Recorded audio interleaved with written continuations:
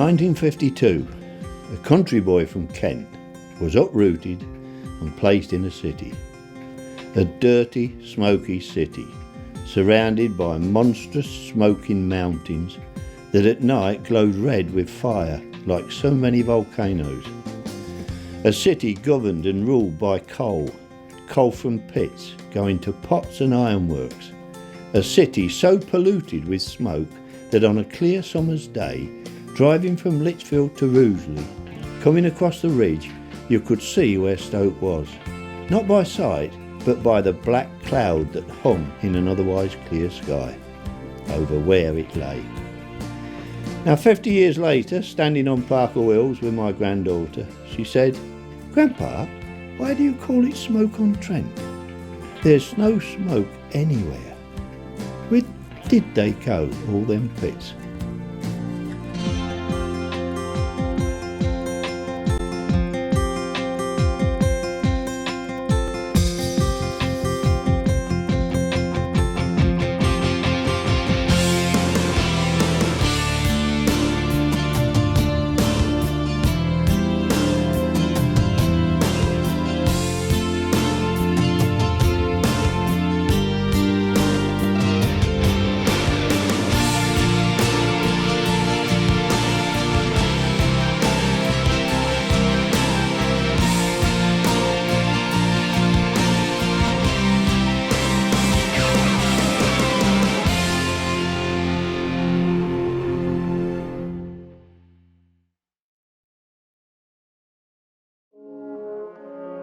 North Staffordshire, the Potteries. A sprawling mass of towns and villages right in the heart of England, rich in industrial heritage and world famous for its pottery and creative design. But it was the coal beneath our feet that fired the famous pottery kilns. It provided fuel for the furnaces at Shelton Bar and work for thousands of men across North Staffordshire. But then it stopped. 700 years of coal mining in North Staffordshire came to an end. But what happened to all those collieries? And more importantly, what happened to all those men? Memorials are scattered across the area to remember their work and their lives, and there are plenty of people keen to celebrate the history of this great industry. We've got records, so we know there was coal mining in North Staffordshire in the early 14th century. I think 1316 at Norton in the Moors, and the monks at Abbey Hulton were mining on their estate in the 14th century. But investigations into Roman remains in the area. There's a pottery kiln found at Holditch, 2nd century, seems to have been coal-fired. So it looks as though certainly we're getting on for 2,000 years. It's probably older than that. It evolved, it just didn't sort of happen by somebody digging down a shaft. It was, there was lots of coal lying about virtually near to the surface. So you got these open casts, if you like. Then you've got the drifts mines where people just simply cut a hole in the side of a hill and walked in and got the coal. And then you started to go deeper for the better coal, and you had bell pits where these shafts were cut down. You imagine these things. I mean, sometimes they go down to to 100 metres. That's quite a long way. No air conditioning down there, and they'd sink these shafts, and then they'd dig tunnels from either side and take the coal from there, then wind it back up again. And it was really only when industrialisation began to get going, 17th century, it began to get a little bit more commercial. And then once we'd opened up North Staffordshire to the world with the Trent and Mersey Canal, etc., and turnpike roads, then it really became a major industry. We've followed the coal seam down the valley, and therefore we are a linear city. We haven't got a centre. We've made Hanley into our centre, but we haven't actually got a real centre, unlike other cities. So the shape of the city and the who lives here and the whole nature of the city comes from this wonderful coal seam that runs down the valley, and extracting that has determined the shape of our city and the shape of our community. The best place to look at our coalfield is to stand at Mow Cop and just look south and southwest, and you can virtually see and name the collieries. John Holland worked at Victoria Colliery in Biddulph.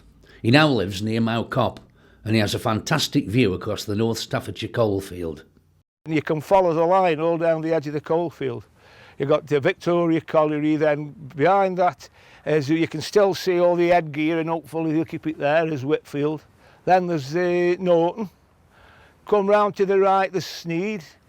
Follow further down, you've got Anley Deep, which is now Anley Forest Park. There's Woolstanton, that's further round to the right. Further down from that, there's Berry Hill, which become the headquarters. So you've got Mossfield, what they call the Old Sal, Park Hall, the Glebe, Fenton, and then you've got Emmet and Florence. Very important coalfield, very rich coalfield, fast burning coal in areas, slow burning coal in other areas. It had this wonderful variety because it had the variety of seams laid down at through different eons. And that's why it's such an important coalfield. Historically, it's been very important, otherwise the potteries probably wouldn't exist because of the clay locally and the coal locally. Obviously led to the growth of the pottery industry. Wedgwood didn't think much of our clay, which was pretty sort of second rate really, but this beautiful coal that fired at an even and a perfect temperature, it was much better to bring the clay to the coal than the coal to the clay, and so that's why the great 18th century potters like Wood and Spode and Wedgwood developed an industry here. So it's everything to us. Because it needed the kilns firing, I mean the two were interdependent, and it's not just pottery. You think about the ironworks that began. The furnaces were fired by coal. And I think in the beginning, maybe the ironmasters were the major partner in the coal industry, but pottery certainly depended on it. Saltworks, we're not too far from saltworks in Cheshire. Brickmaking, brewing, whole range of industries were dependent on coal. You couldn't go 2 miles, 3 miles without coming across a pit. But the beauty about it was there was a lot of other industry allied to the pits, like Cowlishire Walkers at Biddulph used to employ 3,000 people, purely supplying and repairing mining machinery. And there were lots and lots of little businesses about that looked after the mining industry, which created thousands of jobs in the area. You either worked in the pots or in the mines. And it's a funny thing that the mines and the pots never seemed to mix. They were pots, we were mines. And never the twain shall meet type of thing. It's very strange, that is. Yeah. I've thought about it many times since. I couldn't care less about potteries. A miner's life was a hard one. Typically, a miner would work long hours in difficult conditions where the threat of injury or even death was a daily hazard. Conditions gradually got better through the 20th century, and nationalisation in 1947 went a long way towards making the pit a safer place to work. But the job remained dirty, noisy and dangerous. Within these conditions, a special kind of relationship developed among workers. The comradeship down the mine, I've been in the army, but there's nothing like it. It's a phenomenon. And it doesn't matter who you talk to, ex-miners, they'll tell you the same. The camaraderie is absolutely brilliant, and it's something I miss to this day. The first week I was here, they always play tricks on the apprentices, and they sent me down to the blacksmith shop to get some holes for some washers. And thick as I am, I went down there and asked the blacksmith. He laughed, and I still didn't get it then, and he sent me up with a perforated sheet and told me to go see the mechanic who asked for it and ask him to cut him out himself because he hadn't got the time to cut the holes out. They were proud of mining, and it seemed that the miners had got a camaraderie amongst themselves, and that was good to see. And they were Stoke-on-Trent people, and they generally are all like that. They have their own culture, I think, miners, and I was very pleased to be amongst that culture. I have great fond memories of Golden Hill. I grew up there, and the people I always thought were terrific. We learned to live with one another. The camaraderie, I went on a pot bank, they were all right, but it wasn't the same. I mean, when you're risking your neck down there, it's a totally different world. You've got to know what you're doing, or else you're in trouble. We're built as a team, and there's a lot of camaraderie amongst the men. They are a team, a unit, I would only say that maybe you could only compare that sort of thing to maybe the armed forces or organisations like the fire brigade, where there is that, you know, that team is built around adversity, and that strength carries through, and I think that's quite unique for mine workers. Miners are different to anybody else. We work in an environment that you're fighting against geological conditions most of the time, and you look after each other. You've got to be friends. It's no good being an enemy. I mean, if anybody had a fallout, it was forgotten in 10 minutes. It seemed as if life revolved around the pits and the pots. You know, and I think everybody got, well, you got to in the pits, you've got to get on with one another. With the environment, you know, like. I've got a mate, lives in Amford, and he's 90 now. Now, he had his leg blown off in Tobruk.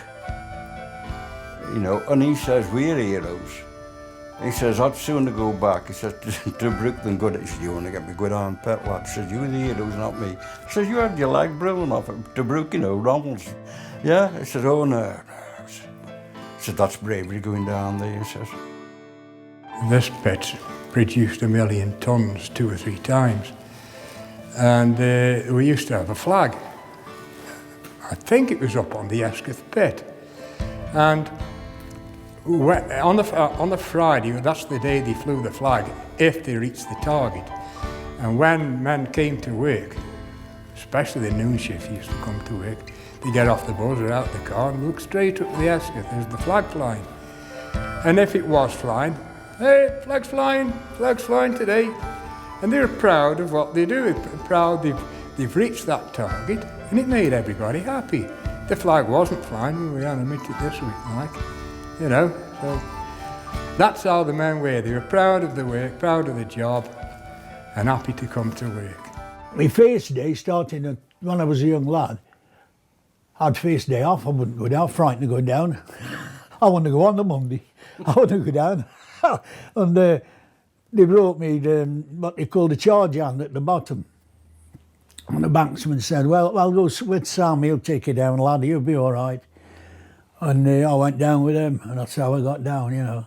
And I worked in a pit bottom. 1953, I left school on the Friday, I started the pit on the Monday. My father went mad.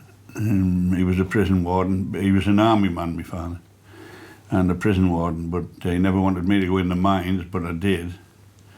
And I'm more than pleased that I did. I've enjoyed every minute of it. My father was down the pit, but I mean, I'd got another career outside the pit, but he said, the pit's good enough for me, you little bastard, you're going down the pit. And unfortunately in the 50s, that's what you did. You didn't say no to your father. And I remember those words to this day. He said, your mother has had 40 years of me going out of the door and not knowing when I was coming back, and she's not going to start all over again with you. The school I went to was on the ridge that was in between, and if you look to the east, you're due to go to the mining industry. If you look to the west, that was the pot industry. You got a choice, either pots or coal mining. My father didn't want me to go into the mining industry, and he got me a position with a building firm. But during one of the winters, we had 8 weeks of frost. Of course, the builders those days did not carry on working when there was frost. They stopped work, and there were 8 weeks of frost. And when we come to start back, the builder couldn't afford to keep me on. So that my father said, well, right, the mine. I finished school in February '52. Cold February it was. Finished on the Friday at school, Woodhouse, County Secondary Modern. And when I got home that day, the first words what met me with, my dad, saying, the Uncle Joe has been say Sammy Barker, he's the under manager at Mossfield Colliery. I think they can get the infitting electric shop. Says, now I get the tardy sent up, don't forget wash behind the ears. Then a good wash and go up and see him. Anyway, that was the start. I got the job. I was in the fitting shops. A young lad at my age, going down, and I was about 3,000 foot deep. It's been. It was 4 cages, and it went down slow, and you got in the cage, and there's supposed to be 14 men in. We're up there a bit behind, maybe about 17 or 18 men, and the onsetter, they called him. There used to be, have a handlebar, shut the gate along, he used to put his foot in your back and push you in, so he can get the men in so they can get down. And you were stuck like that, weren't you? Anybody broke the way and God help you.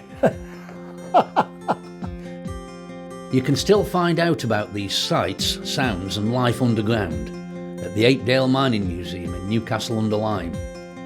The museum's on the site of a former colliery, and visitors can travel down a drift mine to find out for themselves what conditions were like. This is a drift mine. It is different to the very large deep mines with the vertical shafts. This type of mining is a little bit different, a little bit more basic than what you might have seen at some of the other mining museums. The first part of the tour is, obviously, we take them into the lamp room and explain the situation of the equipment, the safety equipment, the helmets, the miners' tallies. And from there we enter the mine proper, and off we go. From the surface, from effectively daylight, they will be going about 600 feet into the mine. Now it is a drift mine, it's a horizontal shaft, not a vertical shaft, and it's a 1 in 4.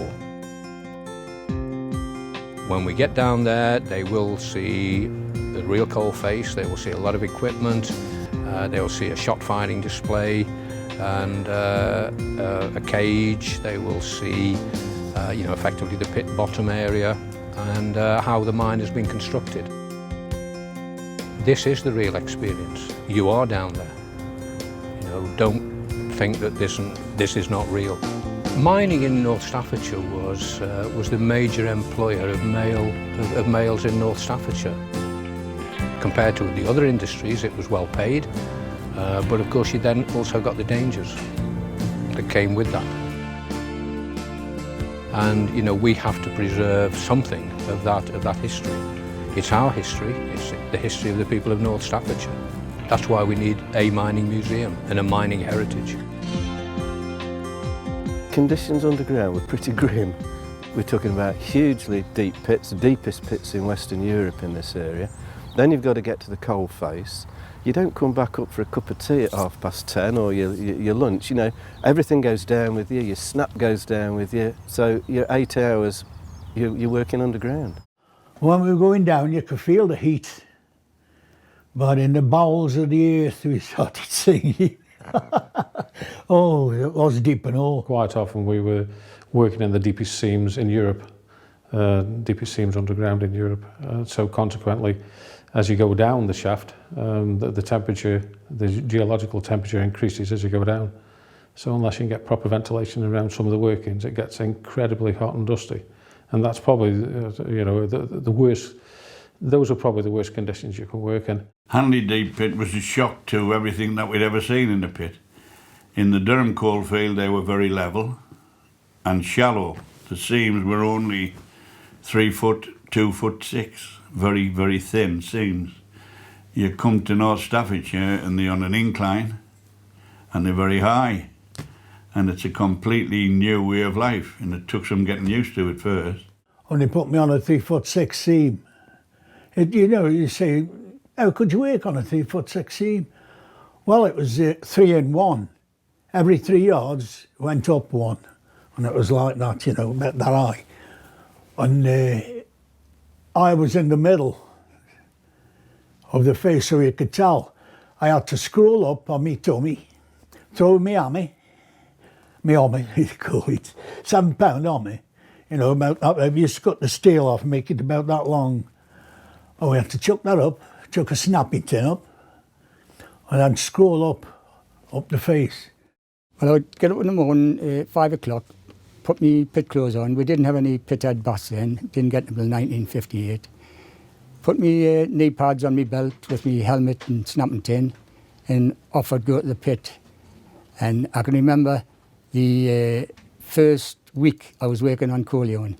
It was a thin seam, 2 foot 9 inches thick, and in that confined space, working with a heavy windy pick, you were using muscles that you never used before. And I can remember saying to myself, John, what on earth are you doing down here?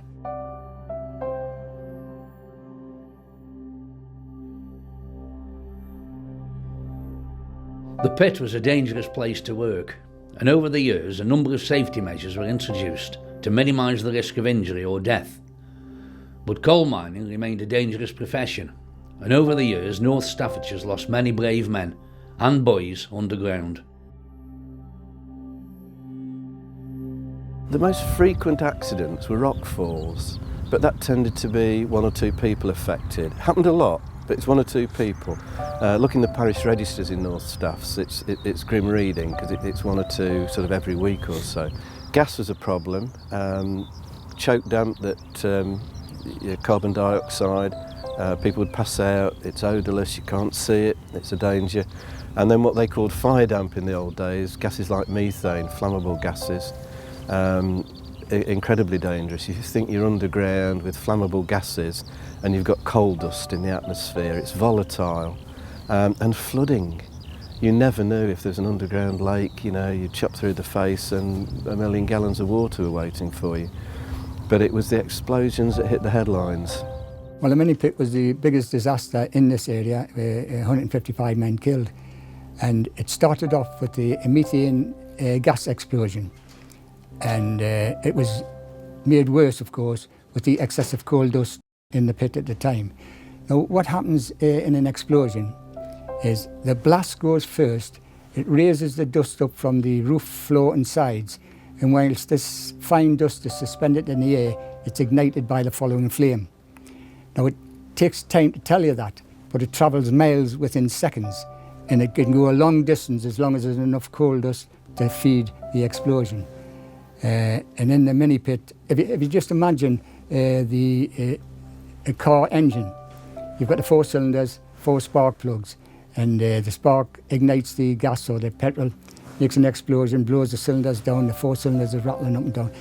That makes incomplete combustion, and that produces carbon monoxide poison. That in a car goes through the exhaust system, out the exhaust pipe and into the atmosphere to dilute. In the mini pit, the men were working in that exhaust pipe.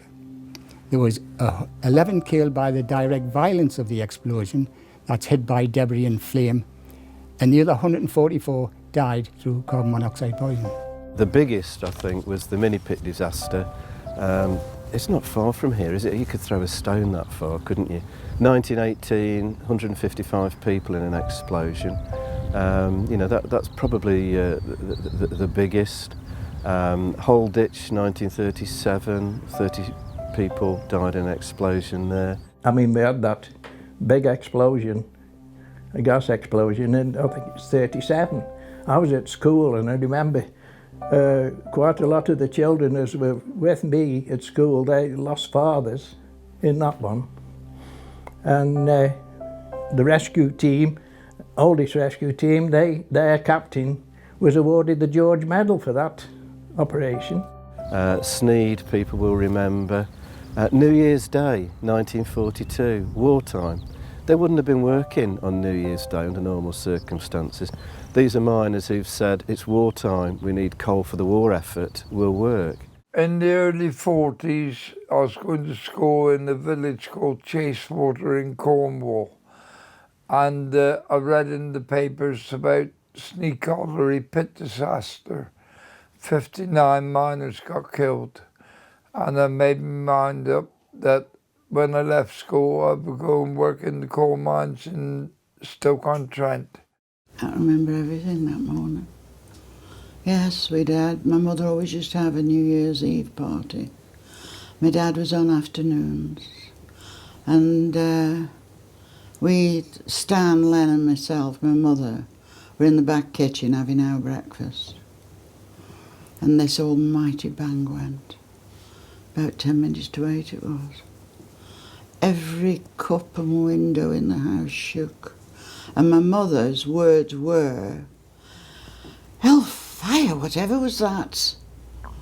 And because we thought it was a bomb and we'd heard no sirens, you see.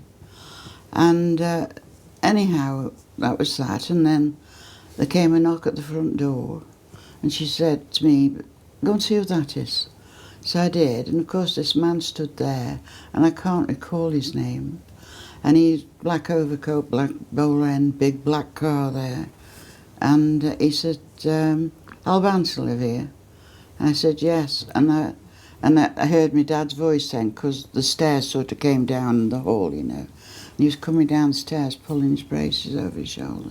And he said, what was up like? And he said, can you come, Albie? He says, number 4's gone up. And he just called into my mother. He said, I'm going to the pit. He says, and I don't know when I'll be back. He didn't even say there'd been an explosion or anything. That's all that he said. And he went, and we didn't see him for 2 days. The hardest part for me was when I left Whitfield Colliery and went to work at Sneed Colliery. The reason I went to the Stoke-on-Trent in the beginning, I went down the Sneed Colliery pit shaft. I cried because of what the pit had lost. And I was older then, but it still made me cry to think that I was going back over the same route as them miners who died in that colliery.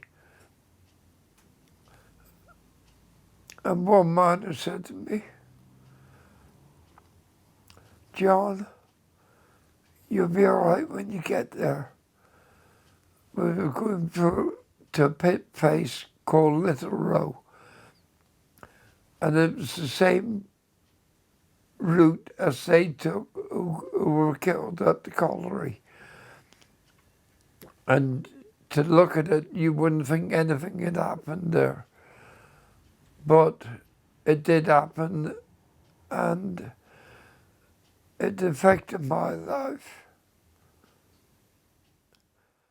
Oh, when I got down there, I couldn't believe it. Because from the gates, because there was a drive to Sneed, you see, from the gates right down to where the railway was, they wouldn't let them go any further than that. It was chock-a-block full with people, and there was children there that I went to school with. There was women there with babies in arms, crying and asking if they saw anybody. You know, have you seen this? And of course, I couldn't get through. And one of these men there, he said, who do you want, Duck? I said, I brought my dad's snapping. He says, what's your dad's name? I said, Albert Ansell. He says, give it me. He says, I'll see as he gets it. He says, you go on off home. So, of course, I went back home and told my mother what I'd seen. I was doing that the 2 days he was there. And when he came home to me, he looked 70. And it changed me, changed my life completely. And that's what miner said, when you get to the other end, you'll be all right. And it worked out that way. And we sat in the canteen after the shift and talked about it. And I explained to him why I came to Stoke-on-Trent in the beginning. He said, now I know why you cried. He said, the miners who came back down the pit afterwards, after the disaster, they all cried. He said, even some of them cried today. And they would never go down again on New Year's Day after the pit disaster. That was the day of remembrance. When you realise there's people in your street or whatever, or your mother and father knew people who'd lost someone, and if she was making a pan of lobby, there used to be extra done. And of course bread was cut then, not sliced. And she'd cut half a loaf up, in half, and she'd wrap it up in a tea cloth, but she'd also wrap it up in newspaper on the outside so nobody'd know. Same with the lobby or whatever else she was sending. And she always used to say to us, don't you dare tell anybody about this, because this could have been us. The pit's closed now and everything's gone. But you'd be surprised how many men and that and families still remember that day at Sneak Colliery.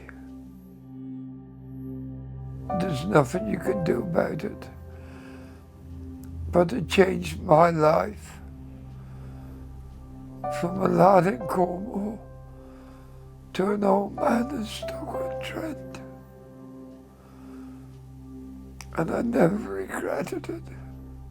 I've been proud to work in the pit as a coal miner from the age of 14. And I can't say much more about it now.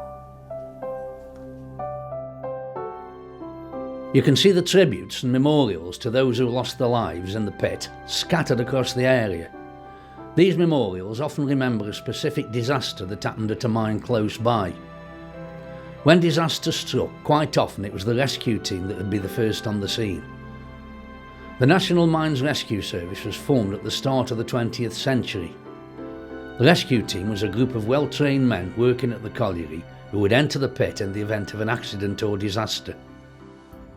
You know, if there was an accident in a mine, there would be plenty of people who would say, yeah, we'll go down, we'll see what we can do.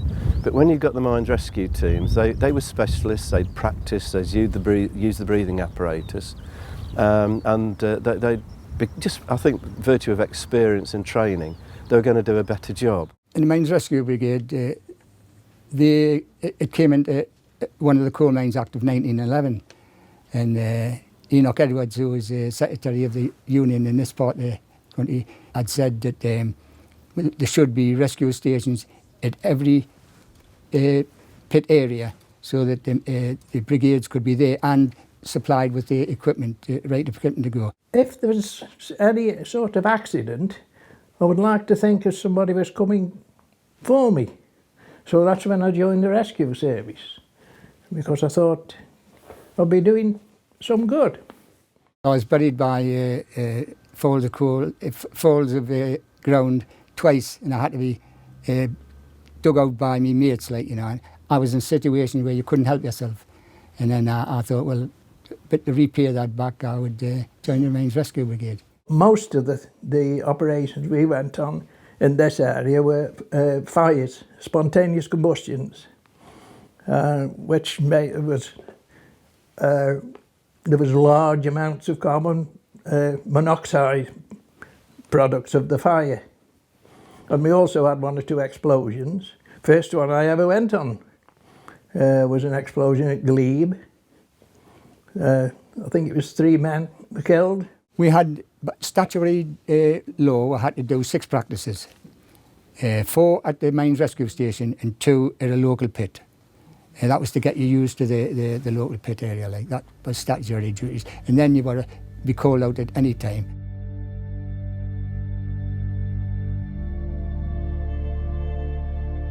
Much has been said about the miners' strike of 1984. It was a bitter dispute that divided the country, communities, and even families.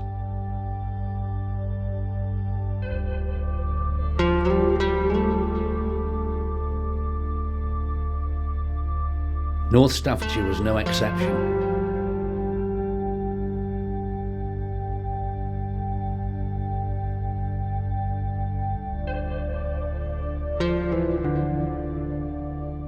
Because of the industry was becoming mechanised, the workforce obviously, wasn't as great.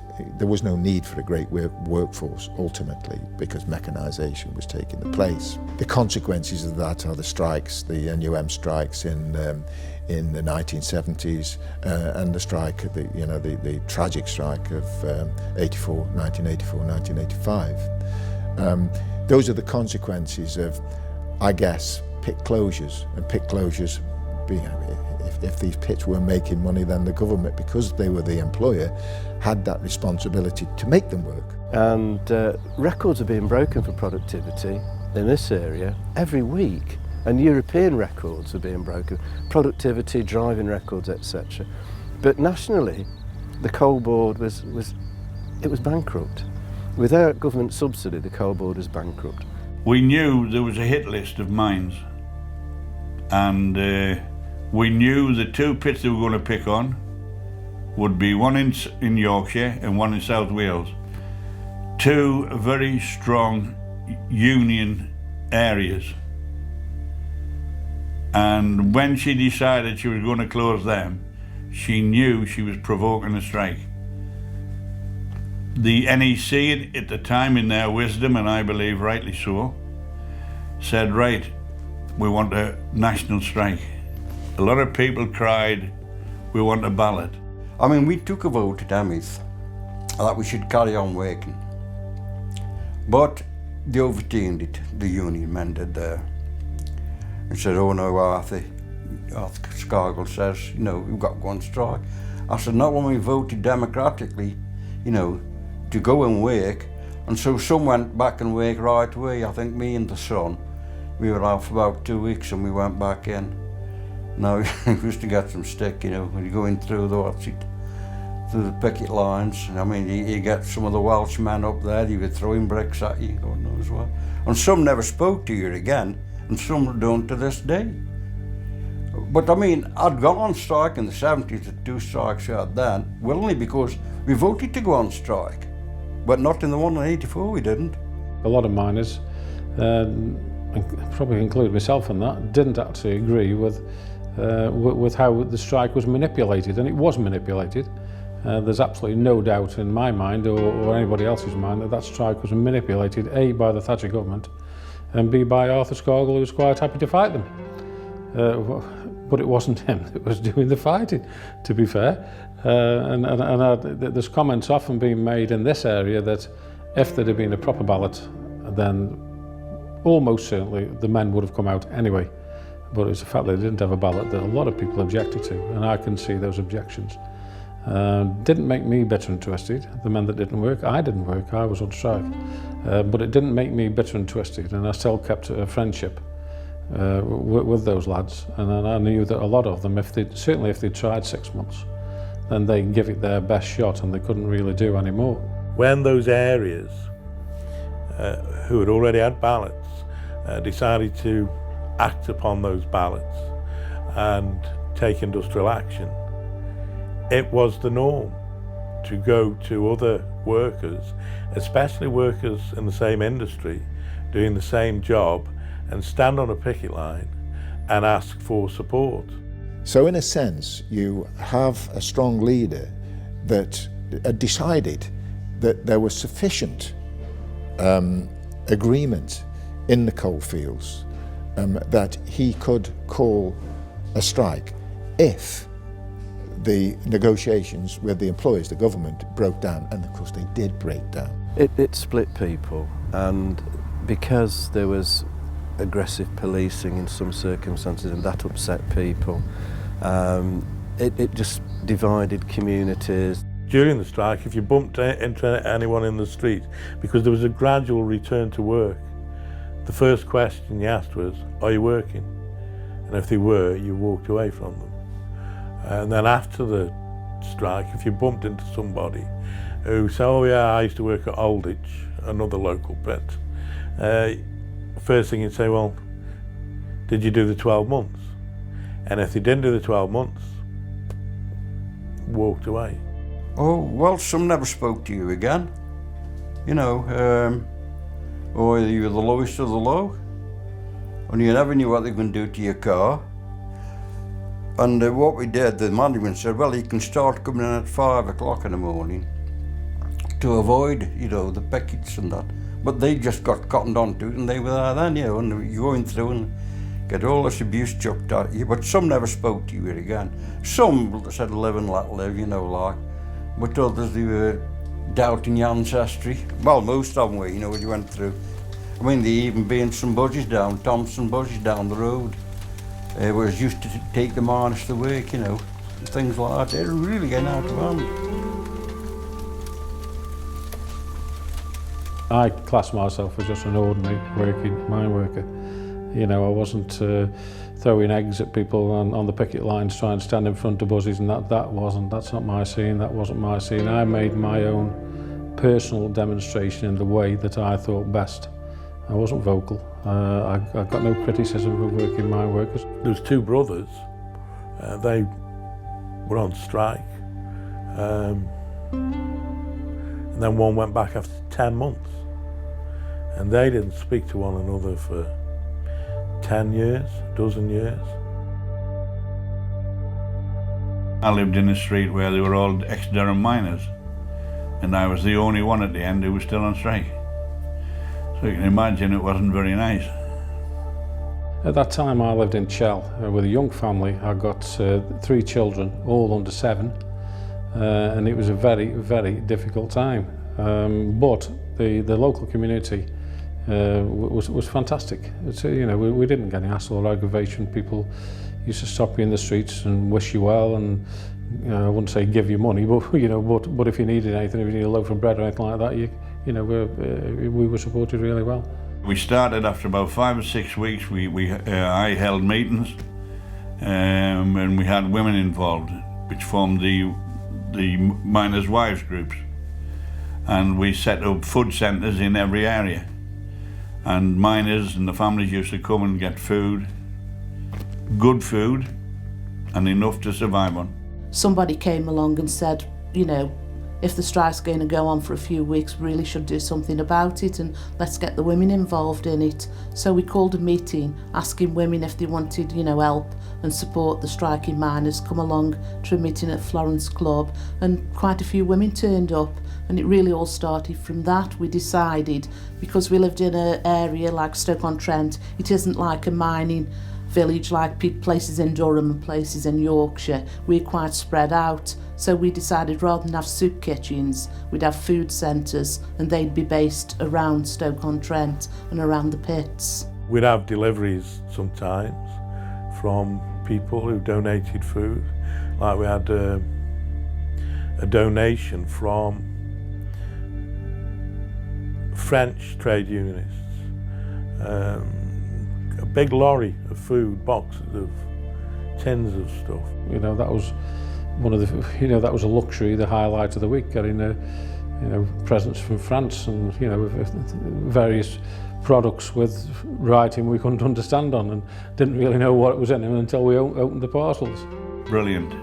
Off the council, off the people, and more so off the people in London, especially Fleet Street. They kept us all going in food. We were never short of food. That was for certain. Nobody, man, woman or child, were hungry. We've received a lot of support, particularly from like abroad. I mean, France and Russia and places like that. The CGT, the Communist Union in France, gave us a lot of support. But the trade unions, I mean, grassroots trade unions, they supported us a lot as well. They used to come along, they used to organise holidays for the children. They used to take them camping and on various trips. And we had a lot of, you know, food and brought up in trucks and lorries to the different food centres that supported us as well. And they had an immense amount of sympathy from the public. But of course, like everything else, over time, the longer it goes, that support started to wane. It started to wane and crumble inside the union and its members, and it started to wane from the public, who had probably thought, well, enough is enough. And it collapsed. And of course, it started the process of pit closures, which ultimately ended in the 1990s. As the end of coal mining in Britain as we knew it traditionally. How could it be uneconomic when in Britain today we're importing 57 million tonnes of coal at the top price, costing us an arm and a leg? We're living on a coalfield. The woman was absolutely crazy. She didn't have any policy. She just wanted to destroy Scargill. In the 90s, Heseltine announced the pit closure programme, and because of what we'd learnt in the strike, we were all active again. We held a Women Against Pit Closures meeting up in Sheffield, and we decided, you know, we needed to do something, so we said, why not set pit camps up around the threatened collieries, and Trentham Colliery was the very first pit to set up the pit camp in the country. We decided we wanted to keep the media interested in the pit camps, and the men obviously couldn't go into the pit grounds else they'd be sacked. So we decided as women we had to do something. So we had a meeting one day and decided we're going to try occupy the pit. So we made all these elaborate plans that we were going to go up into the concrete tower on Trentham, because there was a lift up there. We were going to take plenty of food and sleeping bags. We were going to go up onto the top of the roof and put a flag up there, and so the media could highlight the campaign. But I mean, when it actually came about, it didn't turn out as planned, and we ended up in the pit. We ended up under number 2 shaft, sitting on a 2-foot ledge in the dark and the cold and the damp. So it was a horrendous 4 days, but we survived it. And the 4th day, Arthur Scogle came and said, "Will you come out now? You've done enough." And we had it on the telly and in the media. So everything that we planned for, we did, although it was an awful experience. The end of coal mining in the United Kingdom was an entirely politically driven decision by Mrs. Thatcher. She took the view that coal mined in this country was more expensive than if you bought it from open cast mining in, say, Australia or other countries and shipped it over here. And on the pound for pound basis, that was a correct judgment, but it didn't take into account the enormous cost of destroying an industry and casting hundreds of thousands of people out of work. Nobody forecast the position we're in today. I don't think anybody thought in 1984 that we wouldn't have a coal industry, sort of 15 years later. It wasn't something that was foreseen. So it's the benefit of hindsight, really. You can say, yes, that really did begin the end of things. 2,000 years of industry is gone in a decade. For many, the strikes in 1984 were the beginning of the end for the industry. After a year out on strike, many miners returned to work without any agreement on pit closures in place. The government labelled some pits uneconomic, and across North Staffordshire the pits began to close.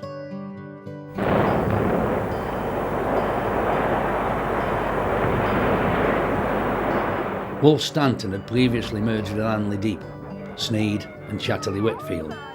It closed in 1985. Aldwych closed in 1989.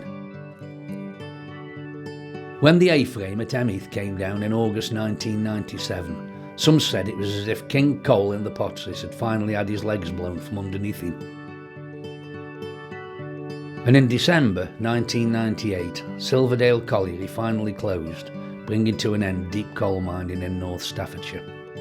Whilst many will never forget, I think that the majority of people now have come to terms with the fact that it was an industry, it was part of our industrial heritage. Trying to replace the jobs that we lost with the coal industry has been the top priority of both national government, the European community and the City Council ever since. Because we lost not just the jobs down the pits, but all the industries that depended on them.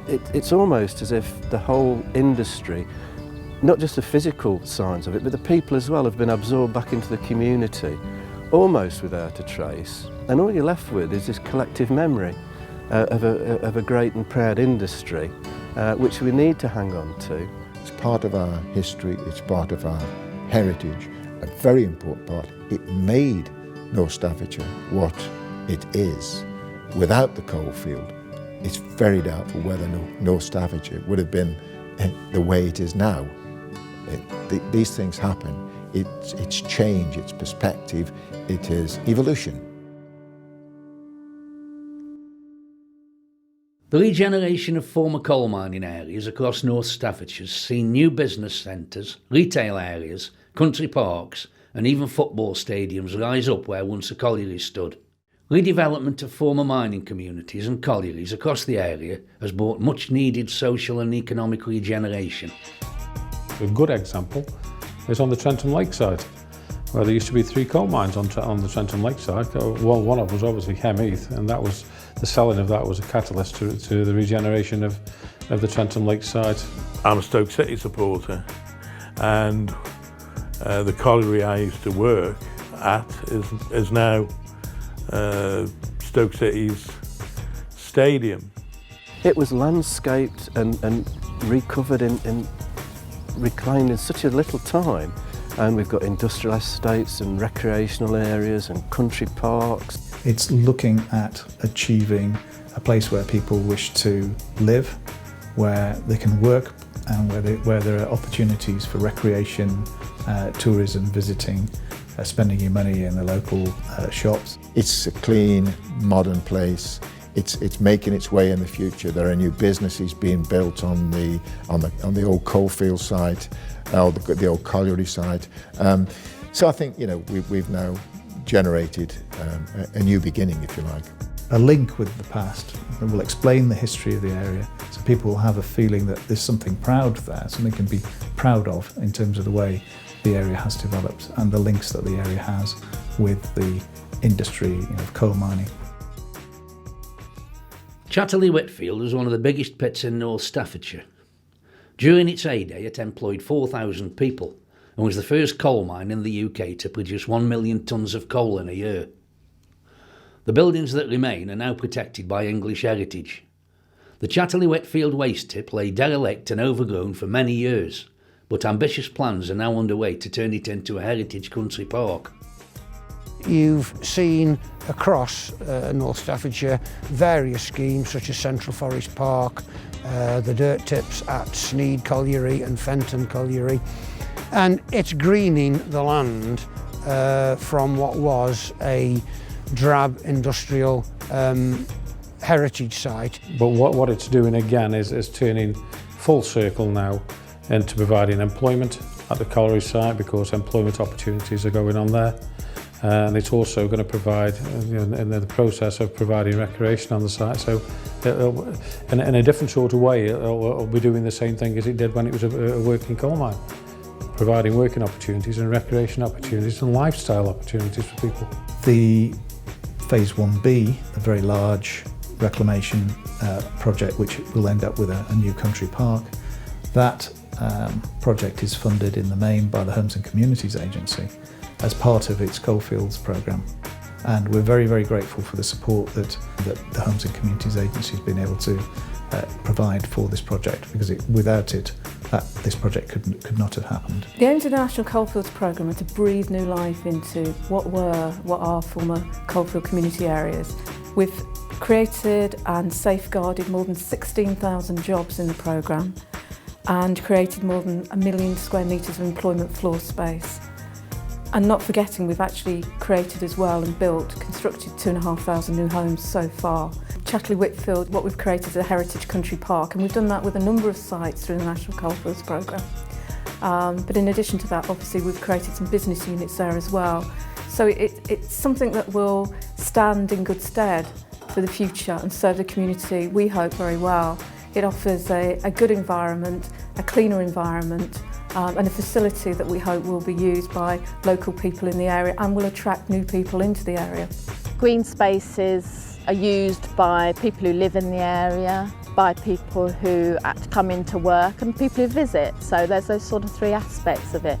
And people who live in the area, their quality of life is very closely linked to the environmental quality. And also for people who are wanting to invest in the area, if they see quality environments, pleasant, people enjoying themselves, I think, well, this is the sort of place I want to set up. People will want to live here and work here. Chatterley Whitfield is one of our very successful sites. We're very proud of the achievements at the site.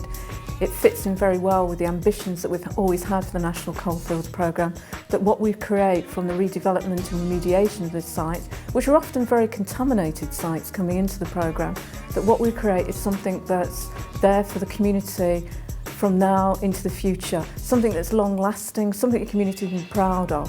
I feel sure that the local communities will grasp it with both hands and enjoy the facility, because from what the plans I've seen, it's going to be a fantastic facility, and all credit to all the people involved in it. Yeah, I'm really pleased and quite excited. I shall just drive down there and have a walk around myself. The regeneration of former mining areas and communities can play a significant role in the future of North Staffordshire.